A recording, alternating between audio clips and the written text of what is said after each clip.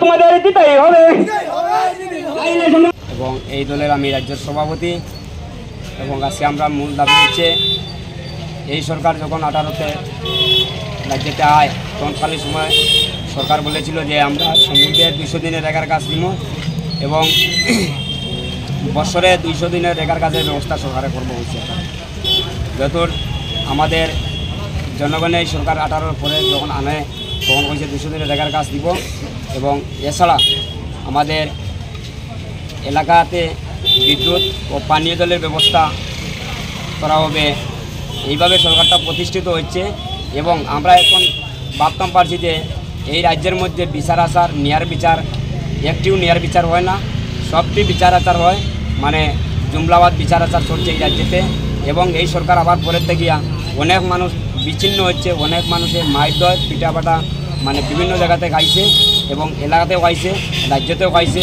এবং বিধানসভা ভবনে আমরা দেখছি বিধানসভাতে যেরকম বিতর্ক চলছে এই সরকারের, মানে বেশি দিন এই সরকার থাকতে পারবেন না। রাজ্যের মানুষ বলছে যে শান্তি শৃঙ্খলা এবং শান্তভাবে আমাদের আগামী দিনে যে সরকার হবে 2028-এ এই সরকারটা হবে নিরপেক্ষ সরকার হবে। আমরা নিরপেক্ষ সরকার চাই এবং নিরপেক্ষ সরকার না হইলে এই রাজ্যের মধ্যে আমরা দেখেছি মানুষের মধ্যে কত নির্যাতন, মহিলা নির্যাতন এবং দিন দিন মানুষকে হয়রানি করা এবং এলাকাতে যাবার পরে মানুষকে বিভিন্ন ধরনের ধমকি দামকি এইসব মানে চলছে রাজ্যগুলোতে।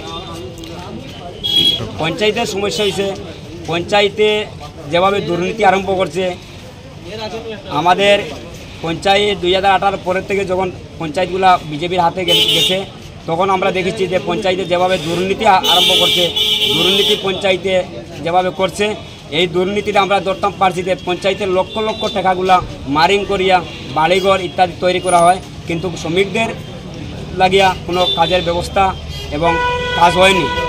এইসব অবস্থা হয়েছে পঞ্চায়েতে সাধারণ মানুষ গেলে ফ্যামিলি রেজিস্টারের লাগে সাধারণ মানুষ গেলে পঞ্চায়েতে কী করা হয় 100 টাকা দিয়ে ফ্যামিলি রেজিস্টার কবি বাগর হয়, 50 টাকা জমা দিতে লাগে।